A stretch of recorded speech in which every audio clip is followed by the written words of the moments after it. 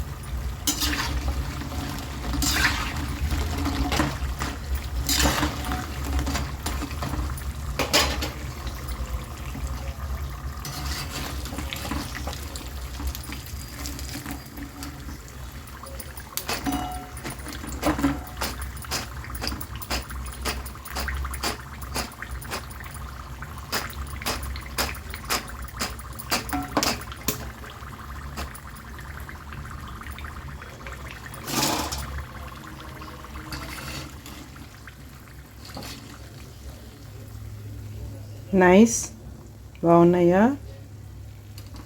Thank you. వట్టి పునుగులే కాదండి, ఇదిగోండి చట్నీ కూడా తినేస్తారా? ఉల్లిపాయలు చట్నీ కూడా ఇచ్చాను. అలా ఎలా ఓన్లీ వీడియో చూపిస్తే మరి ఎలా తయారు చేశారో చెప్పలేదు అనుకుంటున్నారా? అయితే రెసిపీ కావాలా మీకు? అయితే వినండి రెసిపీ. ఎందుకంటే అందరూ పునుగులు వేస్తారు, కానీ కొంతమందికి పొంగవు కదా, అందుకేగా. చూసేయండి, మరి వినండి. అలాగే ఏమేం పోసుకోవాలో కొలతలు కూడా వినేద్దాం. మరి క్రిస్పీ పునుగులు తయారు చేసుకోవడానికి కావాల్సినవి మనకు తెలిసిందే, కాకపోతే కొన్ని టిప్స్తో నేను చెప్తాను, ఓకేనా? ఒక డబ్బా మినపప్పు తీసుకుంటే 3 డబ్బాలు బియ్యం ముందు రోజు రాత్రి నానబోసుకోవాలి.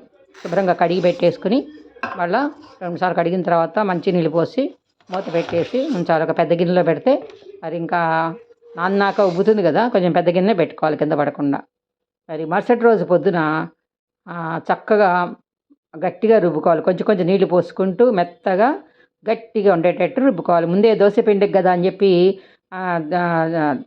జరుబురులాడుతూ ఉండకూడదు అన్నమాట, గట్టిగా ఉండాలి. గట్టిగా మనం కలిపి పెట్టుకుంటే మనం దాని దోశ పిండికి కూడా ఎప్పుడు కావాలంటే అప్పుడు కొంచెం తీసుకుని నీళ్లు పోసుకుని పలచన చేసుకోవచ్చు కదా. సో అలా ఉంచుకుని మనం సాయంత్రం కనుక వేసుకోవాలి పునుగులు అనుకుంటే అట్టానే బయట అట్టే పెట్టేయాలి, మూత పెట్టి. అది పొంగుతుంది. మర్చిపోకండి, ఆ గిన్నె కింద కూడా ఒక పెద్ద పళ్ళెమో పెద్ద కంచం లాంటివో వెడల్పాటి పెట్టాలి. ఎందుకంటే అలా పెట్టకపోతే మనం రుబ్బిన పిందంతా పొంగిపోయి కింద పడిపోతుంది కదా, అందుకని అనమాట. ఇది కూడా గుర్తుపెట్టుకోండి. అలా సాయంత్రానికి మంచిగా ఊరుతుంది కదా, పులుసు ఉంటుంది. అప్పుడు కావాలంటే పచ్చిమిరకాయ ముక్కలు ఉల్లిపాయలు కూడా వేసుకోవచ్చు అందులోనే. జీలకర్ర కూడా వేసుకుంటే ఇంకా రుచిగా ఉంటుంది. అంతే, గట్టిగా ఉంటుంది కనుక మనం ఎట్లా వేస్తే అట్లాగే వస్తాయి. చిన్నగా వేస్తే చిట్టి పునుగులు, కొంచెం పెద్దగా వేస్తే మామూలుగా పునుగులు, సరేనా? మరి అందులోకి మరి టమాటా చట్నీ, మరి పుట్నా చట్నీ, పల్లి చట్నీ ఇట్లాంటివి వేసుకుని తింటే చూడండి, అసలు బయట చిరుజల్లు పడుతూ వానగా ఉంటున్నప్పుడు ఇది చాలా బాగుంటుంది. అవును, ఇప్పుడు దీపావళి ముందు కదా వాన పడుతోంది, చూసారా? ఇవాళ వాన పడింది. ఇట్లాంటప్పుడు ఇట్లాంటిది ఉంటే చాలా బాగుంటుంది కదా. చిటపట చినుకులు పడుతూ ఉంటే పునుగులు చక్కగా తింటూ ఉంటే చెప్పలేని ఆహాయి, ఎంతో కమ్మగా ఉంటుందో ఈ, ఎంతో రుచిగా ఉంటుందో ఈ కదా. మరి ఇంకెందుకు ఆలస్యం, మీరు కూడా చేసేయండి. కొత్తగా మరి వంటలు నేర్చుకుంటున్న వాళ్ళు మాత్రం మర్చిపోకుండా దోశ కావాలంటే మాత్రం ఈ పిండిలో కొంచెం వాటర్ కలుపుకొని చక్కగా మీకు దోశకు వచ్చేటట్టుగా చేసుకుని వేసుకోండి. మొత్తం పిండిలో మాత్రం పలచగా చేసుకోకండి. ఇట్లా గట్టిగా రుబ్బి పెట్టుకుంటే మనం ఏం కావాలంటే అవి వేసుకోవచ్చు. మరి చివరిగా ఇంకొక టిప్పు చెప్తాను. మరి ఈ దోశ పిండితో మరి దోశలు వేస్తాము, బియ్యం ఎక్కువ వేస్తాం కనుక కొంచెం మెతకదనంగానే వస్తాయి. మరీ రోస్ట్గా వేస్తేనే అది కరకరలాడుతూ వస్తుంది.